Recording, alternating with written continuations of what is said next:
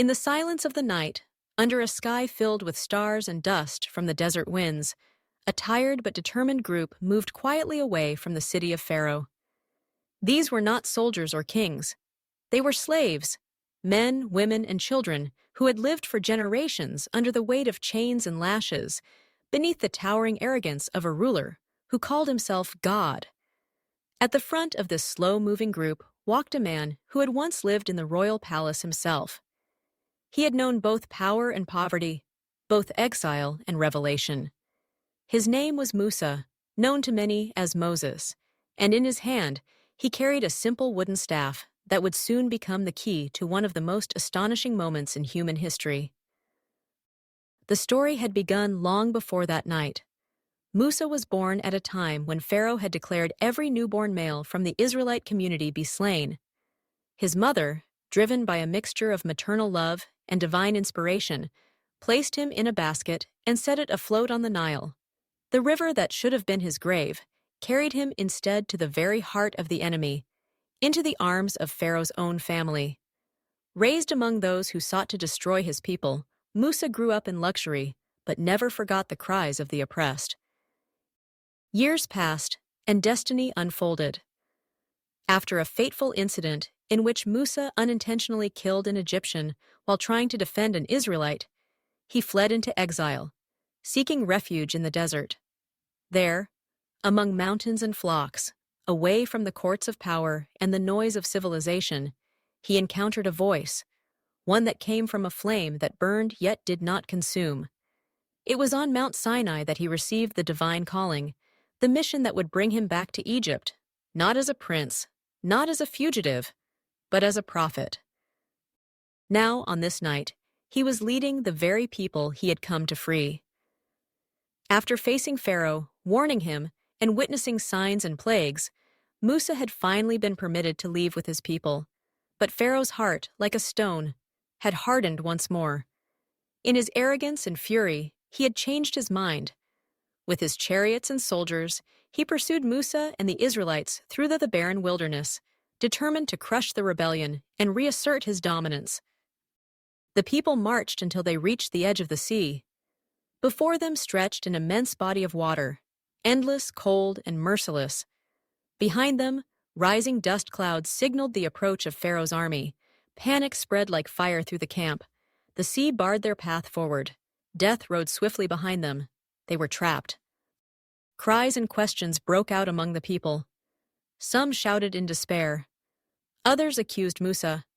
"Did you bring us here to die? Were we not better off as slaves in Egypt than corpses in the sand?" But Musa, calm as a still flame in the wind, turned his gaze neither to the sea nor to the enemy.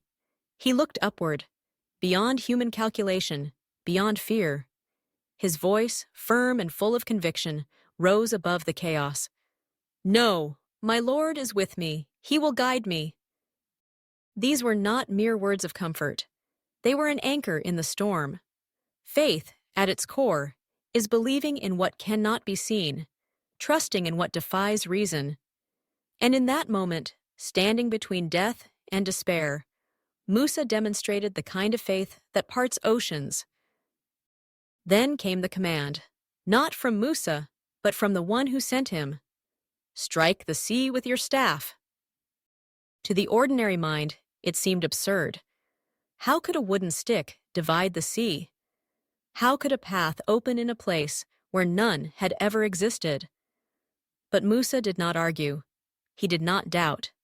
He obeyed. He raised his staff and brought it down. What followed was not a myth or a fable, but an event that altered history. The sea split, not just parted. It rose on either side like mighty walls, held back by an invisible force. Between these towering waters, a path of dry land emerged, smooth enough for children to walk upon, firm enough for carts to roll across. The impossible had become real. The Israelites stood in stunned silence. Then, with hearts pounding and eyes wide, they stepped forward. Some ran, driven by fear. Others walked slowly, overwhelmed by wonder. They passed between the walls of water, the scent of salt and sea foam thick in the air. The roar of the ocean surrounding them, yet unable to touch them. Among them were old women leaning on sticks, children carried in their mothers' arms, and men who had known only labor and chains. For the first time, they were walking not as slaves, but as witnesses to a miracle. But Pharaoh, blinded by rage and pride, would not stop. He ordered his soldiers to follow. The Egyptian army thundered into the sea's path, swords drawn, horses galloping. Perhaps he thought the same power that opened the sea would preserve him. Perhaps he believed he too was invincible. But power is not inherited through bloodlines or crowns. It belongs to the one who commands the earth and the sky, the oceans and the stars. When the last of the Israelites had crossed, and Pharaoh's army was in the very heart of the path, the command came again, and the waters returned. Not gradually, not gently, they crashed down with the fury of divine judgment. In moments, the sea consumed Pharaoh and his might. His chariots became wreckage. His soldiers became shadows. The one who had once claimed to be God drowned beneath the very element he could not command. On the other shore, the Israelites turned and watched in awe and terror. The sea, once their prison, had become their protector. The enemy, who had haunted their nights and tortured their bodies, was gone. Some wept. Some fell to the ground in gratitude. Some looked at Musa, and in their eyes was a new understanding, not just of who he was, but of the one who had sent him. But perhaps the most important transformation was internal. That night, they crossed more than just a sea. They crossed the line between fear and freedom, between despair and hope. They had seen with their own eyes what faith could do. And Musa? He stood alone for a moment, his staff in hand, the wind blowing through his robes, the sound of waves slowly returning to their normal rhythm. He had not fought with a sword. He had not commanded armies. Yet he had led a nation from bondage to deliverance, not by might, but by submission to the will of the Almighty. In the days and years that followed, the journey of the Israelites would continue.